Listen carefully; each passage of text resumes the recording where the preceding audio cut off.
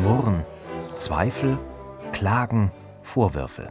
Schrieb Peter Tschaikowski in den Skizzen zu seiner 5. Symphonie über dieses Thema, das Hauptthema des ersten Satzes. 11 Jahre waren nach der Uraufführung der 4. Symphonie vergangen, als er im Sommer 1888 die Arbeit an seiner 5. begann. Äußerlich stand Tschaikowski auf dem Gipfel seines Ruhms. In ganz Europa war er, ebenso wie in seiner Heimat, als führender Komponist Russlands anerkannt. Auch mit der 5. Symphonie sollte er überwältigenden Erfolg haben. Doch in Tschaikowskis Innerem sah es ganz anders aus, wie aus den Eintragungen in den Skizzen hervorgeht.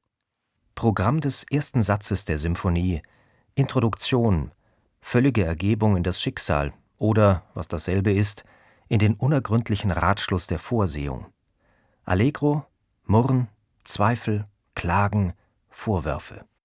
Wenn Maris Janssons mit dem Symphonieorchester des Bayerischen Rundfunks Tschaikowskis 5. probt, dann geht es ihm um die innere Welt, die sich hier mitteilt.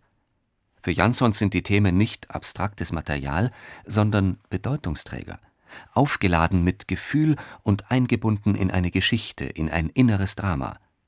Und genau darum dreht sich seine Arbeit mit den Musikern. Jetzt Allegro con anima, jetzt Holzbläser und auch später Streicher, erste, zweite und Bratsche. Die Thema, das ist überhaupt Werk über innere Welt von Tschaikowski. Und das Ewig hat geschrieben, das fängt an mit diesem Teil. Zweifel, Klage, Vorwürfe, Murren. Lam, pum, payam, pala, da, da, di, di, di, layam, paba. Ich übertreibe, nicht? Das ist sehr wichtig. Sie streben etwas.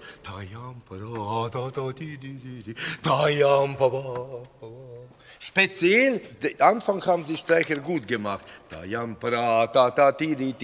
jetzt, das muss mehr sein. Ja? Können Sie mir einmal geben, erste, zweite Bratsche, Buchstabe B, Auftakt zum zweiten Takt. 1, 2. Jetzt!